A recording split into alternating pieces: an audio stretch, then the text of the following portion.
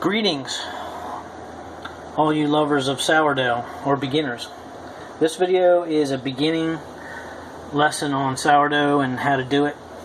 And what I'm going to do is, my intention is to rehydrate this pack of sourdough yeast crystals. And I bought this on eBay. Here's the number. That's his email address. This came off out of California. It's only about $2, $3, something like that. Here's the envelope it came in. Here's his address if you want to contact him. The sourdough's name is Sally. If you look real close, you'll see it. And he claims that this comes from some bakery that was going out of business. If you look at his site on eBay, he'll explain it. And it comes with instruction sheet, and I kind of mapped out the steps so you can see it better. But step one is take a half a cup of lukewarm water, the package of starter which I showed you, and put it in a plastic bowl, cover the bowl, and put it on the counter.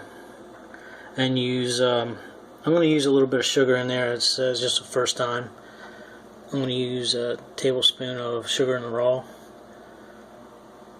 Here's my flour. I'm using King Arthur bread flour, half a cup. And there's my water. And also what I want to show you is, this is my starter I used to have, or used to use a lot. And I knew I wasn't going to be making anything, so I put it in the refrigerator. And I don't know if you can see the bubbles in it or not, but you can rehydrate your starter. You can't let it sit indefinitely, but you can. So what I'm going to do is put some flour back in here, let it get room temperature, because it just came out. It's still cold. You don't want to do it cold. And there's still yeast in there that's alive. It's kind of dormant. When you put it in the refrigerator, it slows down. But before I did that, I took some of the working starter and I put it onto a piece of parchment paper on this board, and I let it dry for about 2 days, and it just turns into these big chunks. And I just broke them up and put them into this jar. I don't know exactly how much this is quantity wise, but maybe 2 times I put it on a piece of parchment, and then that can stay in the shelf. I'm not sure the life of this, but I imagine you can, if you keep that lid shut, you keep it in a cool, dark, dry place, I bet you that can sit for years, and then you can rehydrate it out. So this was one I got off eBay, and I don't think it's the same one as this Sally guy, but it worked good. I made some pizzas and some bread out of it. And I knew I kind of got out of doing it all the time because I didn't want to keep the starter going every day. And I just put it back on the shelf. So that's one way to store it. And this is another way to store it, but you can't keep it that long. It just won't be indefinite. I'm in South Florida, so our power and hurricane threat, I figure if I put it here, I can always bring it back. This right here, you can't count on this. But what I'm going to do is bring this one back for fun, to see if I can do it, and then I'm going to try to rehydrate this Sally. Basically the reason why you do it is to get out of using.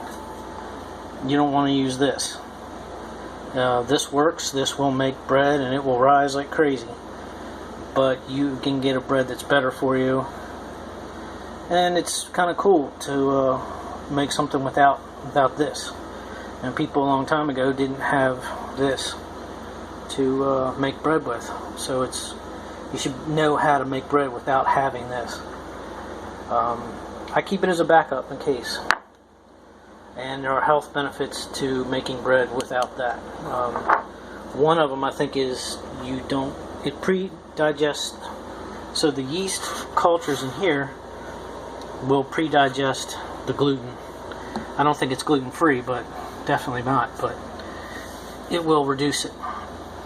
There's other benefits. It's something you might want to go to Google and look up, because I really don't know off the top of my head. So step one is to combine all these together. I'm going to do that and put it on the counter, and it's going to sit. Step two on the second day. So I'm going to mix all that together. I'm just going to put it in this little plastic container. This is like a wonton soup container.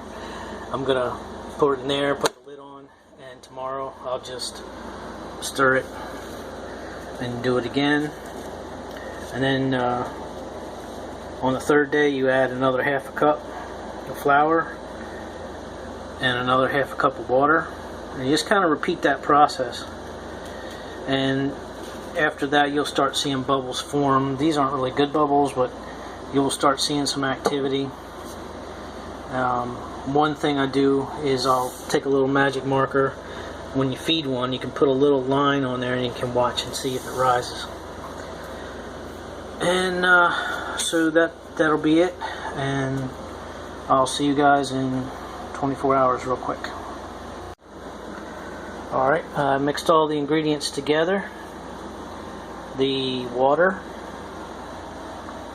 the sugar, 1 tablespoon, half a cup of bread flour or all-purpose flour. I use bread flour.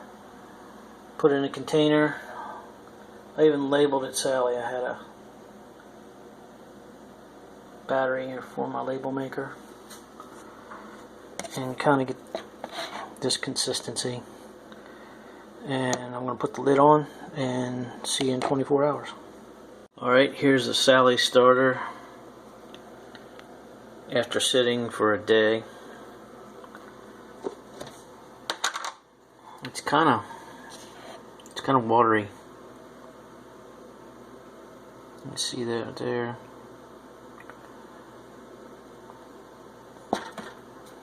It's the hooch. It's really kind of, there we go. Get a better shot of it. But after the first day, the instructions say to just stir it up. So that's what I'm going to do. I'm going to stir it up, and then I guess tomorrow I might feed it. Check the directions. I'll see you tomorrow. Okay, I think this will be part 3. So what I already did with my sourdough starter is I put water in it and flour. The next day all I did was stir it, let it sit overnight, and I'm ready to feed it, but I wanted to show you the bubbles. It looks like it's doing something.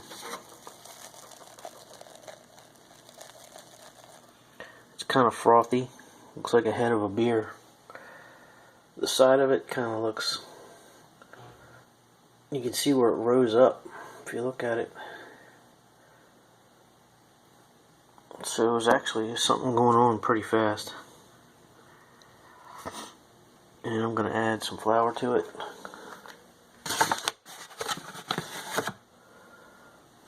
That's about a half a cup.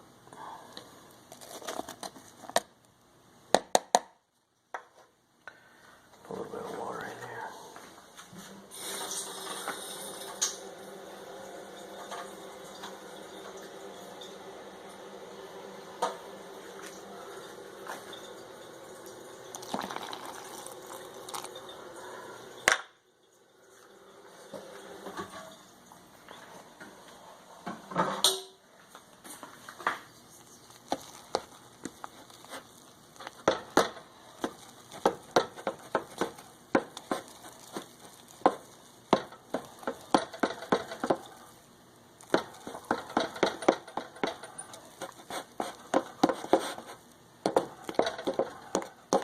Try to knock down the sides a little bit. It's kind of thin. I think the next time I won't add as much flour or much water to it. I'll just put more flour in there.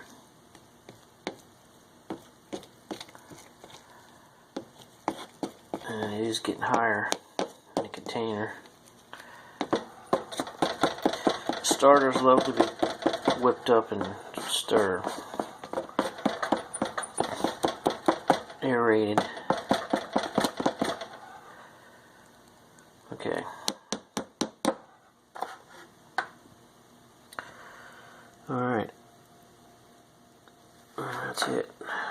That's day 3 of Sally, and we'll see you tomorrow. Okay, I just wanted to make a final video on my Sally starter. If I can get a zoom in on that, it doesn't want to zoom.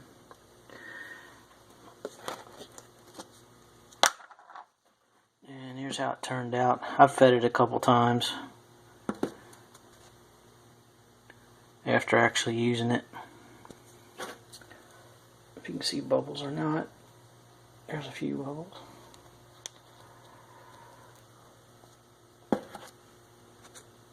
I made some pizza dough with it. I haven't used it yet. And I did make some sourdough bread. Here's how it turned out.